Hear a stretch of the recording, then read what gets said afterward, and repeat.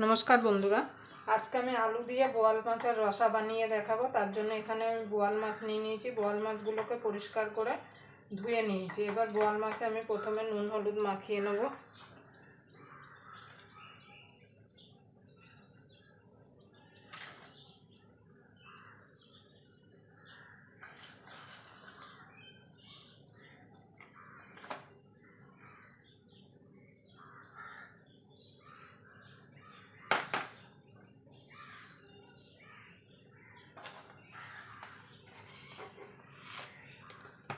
এবার দিয়ে দেবো একটুখানি কাঁচা সর্ষের তেল।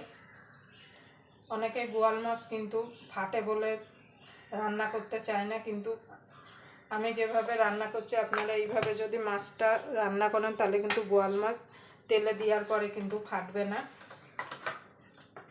আর এইরকম যদি আলু দিয়ে বোয়াল মাছের রসা থাকে তাহলে কিন্তু গরম ভাতের সঙ্গে আর কোনো কিছুই লাগবে না।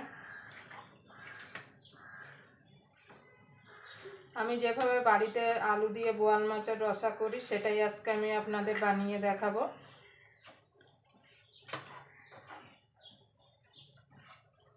আপনারা কিন্তু আলু ছাড়াও কিন্তু বোয়াল মাছটা বানাতে পারেন।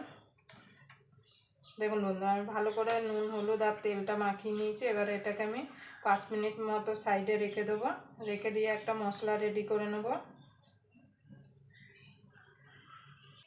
দেখুন বন্ধুরা, মিক্সির মধ্যে আমি আদা রসুন পেঁয়াজ আর শুকনো লঙ্কা নিয়ে নিয়েছি। 10-12 কোয়া রসুন, 1 ইঞ্চি আদা আর একটা মিডিয়াম সাইজের পেঁয়াজ আর 7-8টা আমি শুকনো লঙ্কা নিয়ে নিয়েছি এর মধ্যে। এবার এইগুলো সব একসঙ্গে আমি পেস্ট বানিয়ে নেব। আপনারা চাইলে আলাদা আলাদাও পেস্ট বানিয়ে নিতে পারেন। আমি মিক্সিতে করছি, আপনারা মিক্সি ছাড়াও শিলনোড়ায় কিন্তু এটাকে বেটে নিতে পারেন।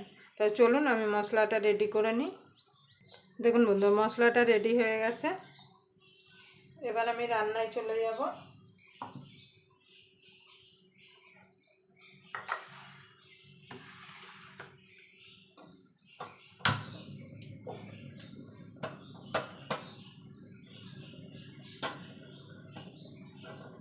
গ্যাস ধরে একটা কড়াই বসিয়ে দিলাম। এবার কড়াইটা ভালো করে গরম করে নিতে হবে। তেল দেওয়ার আগে কিন্তু কড়াইটা ভালো করে গরম করে নিতে হবে, তারপরে কিন্তু তেল দিতে হবে। দেখুন বন্ধু, কড়াইটা গরম হয়ে গেছে, দিয়ে দেবো তেল।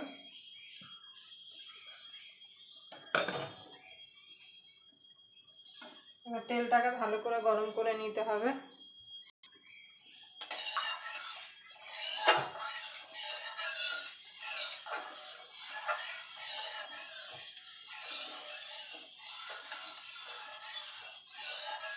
দেখুন বন্ধু, তেলটা ভালো করে গরম করে নিয়েছি। এবার মাছ একটা একটা করে ছেড়ে দেবো। গ্যাসটা কিন্তু এই টাইমে একদম কমিয়ে রাখতে হবে।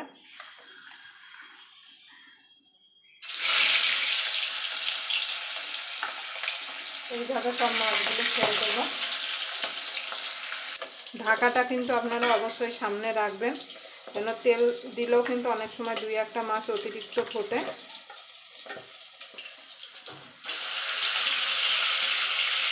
এইভাবে মাছগুলো একটু ওপিট করে আমি লাল লাল করে ভেজে তুলে নেব।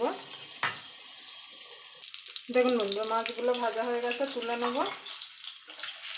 এইভাবে বাকি মাছগুলো আমি সব ভেজে নেব।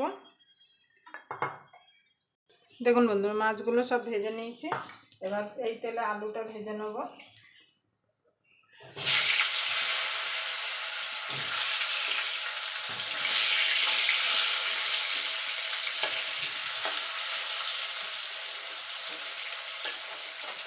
এক একজন কিন্তু এক এক রকম বোয়াল মাছ রান্না করে।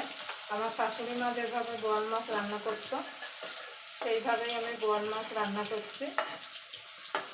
এবার আলুটাকে লাল লাল করে ভেজে নেব।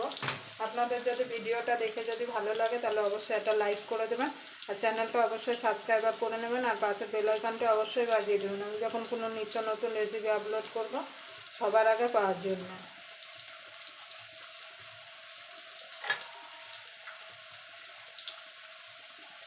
আলুটাকে লাল লাল করে ভেজে নেব। দেখুন বন্ধু, আলুটা লাল লাল করে ভাজা হয়ে গেছে। এবার আলুটাকে তুলে নেব।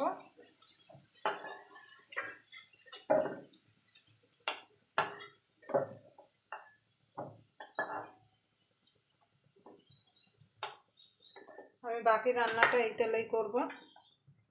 তার জন্য ফোড়নে দিয়ে দেবো 2টো তেজপাতা, গোটা জিরে। এবার ফোড়নটাকে একটুখানি ভাজা ভাজা করে নেব।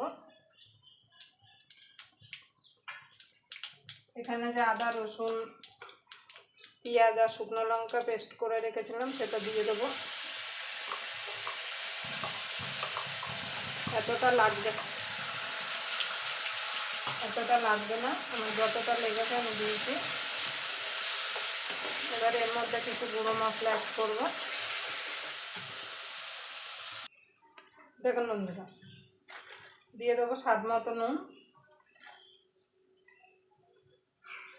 হলুদ গুঁড়ো,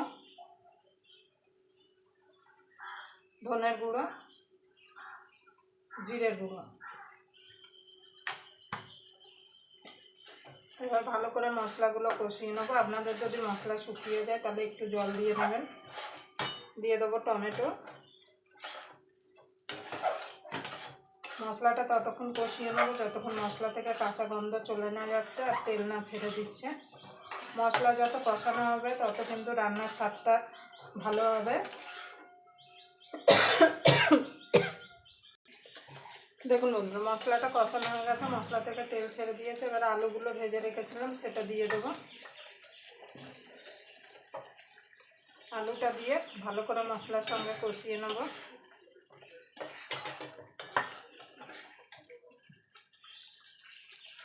দেখুন বন্ধুরা, আলুর সঙ্গে মশলাটা ভালো করে কষিয়ে নিয়েছি। এবার আমি জল দিয়ে দেবো।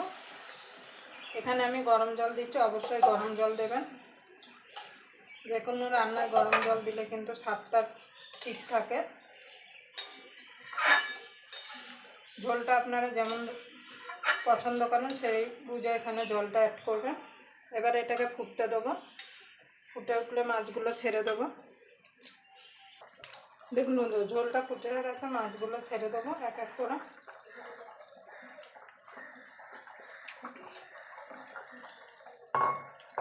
আপনারা নুনটা অবশ্যই একটু চেক করে নেবেন।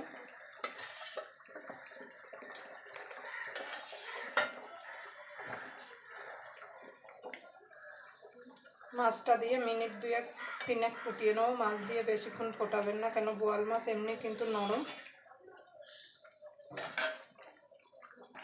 দেখুন বন্ধুরা, এবার মাছটা রেডি হয়ে গেছে। এবার নামানোর আগে দিয়ে দেবো গরম মশলা।